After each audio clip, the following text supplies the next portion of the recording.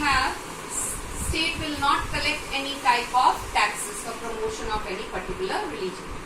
Children, this is Article 27 and this is your Article 28. So, Article 27 states that state will not collect any type of taxes, which means that government is not going to compel anyone to pay any type of taxes for promoting any religion. And Article 28 states that no religious instruction will be imparted in any educational institution which is managed by state funds or government funds. Means particular religious instruction is not going to be imparted to maintain secularism, because we all know that our country is a secular country. So overall, in right to freedom of religion, we came to know that religion is our personal matter.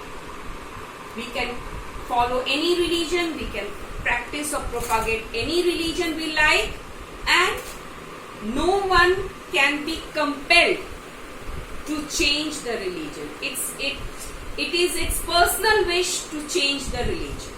No one will be forced, no one will be compelled. Even the government is also not going to compel anyone to pay any type of taxes. So this is overall, we came to know about what are the provisions under this right to freedom of religion. The next fundamental right is cultural and educational rights. It deals with Article 29 and 30.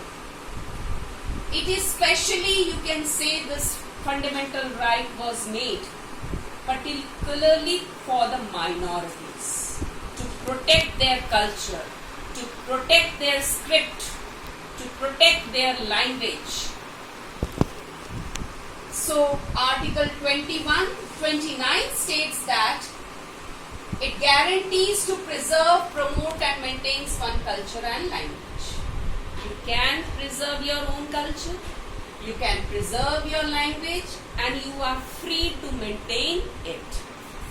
And second, Article 30 states that assistance should be given to the minorities to establish and maintain educational institution of their own to preserve and develop their culture. As I told you, this right has been specially for the minorities. So they have to maintain their educational institutions to preserve their own culture, to preserve their own script. So these are the provisions 29 and 30 which deals with the fundamental right, cultural and educational right. So I hope so you all have understood this. Please go through the video very carefully, because you should understand which article deals with which fundamental right. Now there is an assignment for you which you will do in your civics notebook. First assignment is that after completing this topic, you are in the position to give the answers. So the first question is, when right to education was added as a fundamental right in the Indian Constitution? As I told you, in 2002 it was been added as a fundamental right. Why? Because our motive is to make our people literate. So unless and until it will be given a fundamental right to the children up to 14 years, compulsory education will be given, our society cannot become a literate one. Higher education is not a fundamental right. Only compulsory elementary education should be given up to the age of 14 years. So when it was 2002. When was the right to information included in fundamental rights? In 2005. 2005. Why this was being made as a fundamental right? So that no one should be exploited, no one should be forced to do like work as a bonded labor or work as a beggar or traffic in human beings should be stopped, and we can get any type of information from the government. Only there is one exception, that if it is in the interest of the security of the country, then that type of information will not be provided.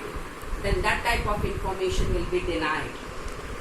Only if it is in the interest of yours, then you will be informed and you have the right to claim the information from the government.